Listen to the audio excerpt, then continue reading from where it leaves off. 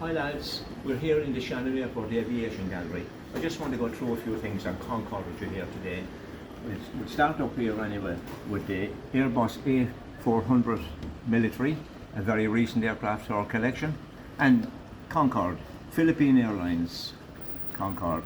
And alongside it here on the stand we've got the Tupolev 144 of Russian Aeroflot. And down here we've got Concorde again, and it's British Airways Negus. And here lads, we've got Concorde again in Air France, old livery, a classic livery of Air France. Again, alongside it we've got Air France again in its new livery, Concorde. And overhead we've got Vulcaneer, one only ever aircraft that was built for NASA. Below it we've got the Blackbird, of course. And here we've got a very interesting Concorde. We've got this Concorde on port side we've got Singapore Airlines, and on starboard we've got British Airways Negus. They shared the flight. Okay, on this shelf here lads, we've got again Concorde TWA, Transworld Airlines, and alongside that we've got a Convair military jet. Overhead, this is very interesting, we've got the testbed 7 Concorde again, and alongside it we've got Pan American, who was also on the Concorde list. On this one here guys, we've got Concorde Air Canada. Alongside it we've got Air India. Also overhead it we've got a military superjet, and alongside that again we've got United Airlines in Concorde. The Tupolev 144 Russian Aeroflot off stand, a beautiful aircraft. Alongside it we've got China Airlines in Concorde.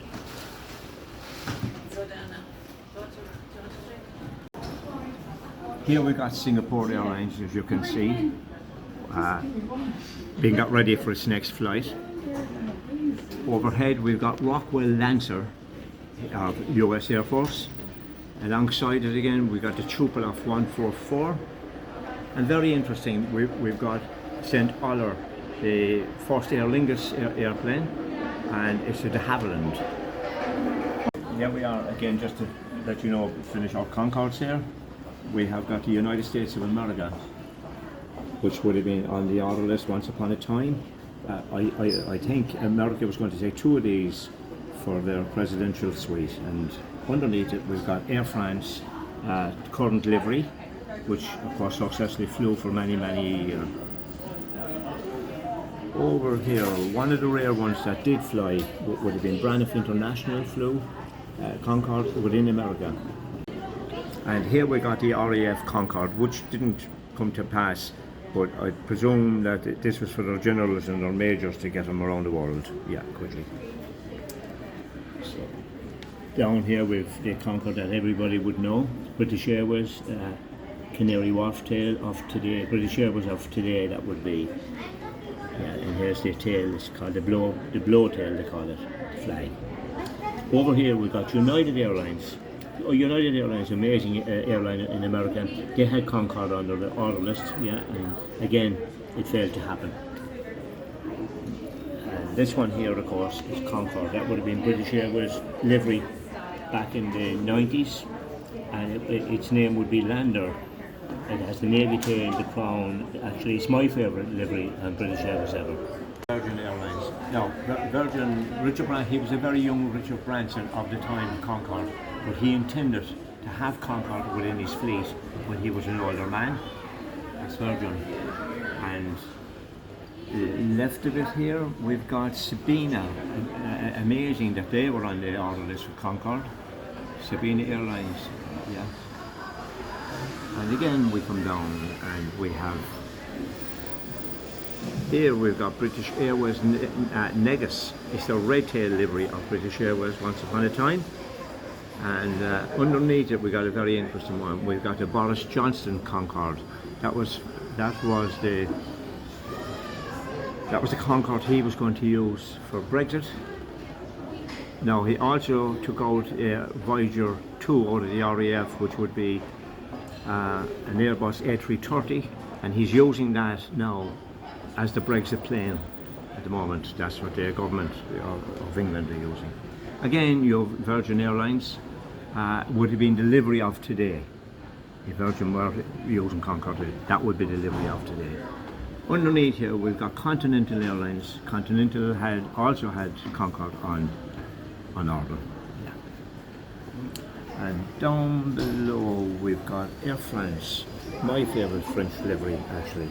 I think it's amazing. It was their first delivery with Concorde. And here we got British Airways on Nevis delivery. Okay. Underneath here we got Concorde, and that would be Airport. Back in Joe Petroni, when they made the film Concorde, that would have been the livery. British Airways owned the aircraft and was painted especially into that livery just for that film at the time.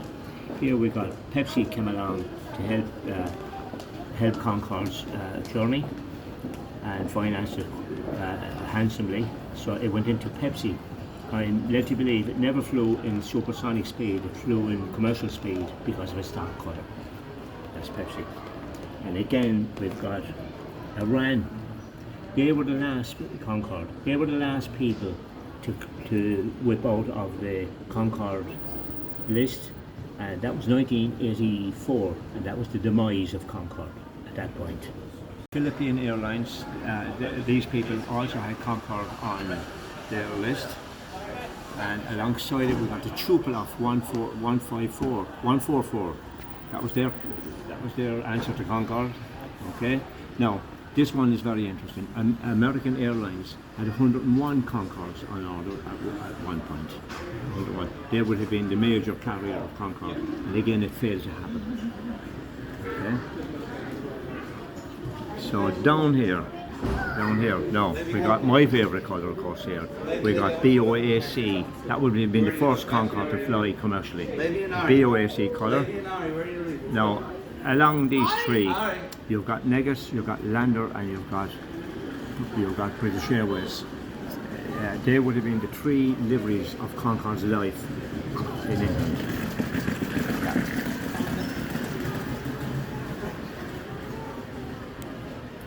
And again, now down here we got Eastern Airlines, who was also on Concorde order on the list, yeah.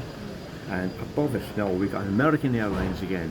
As I said above, they had 101 in order. That would have been the delivery livery, and the other one would have been delivery of today. And here, of course, we have another strange one. We've got Lufthansa, who was on the aviation list for Concorde. You know? And who else have we now?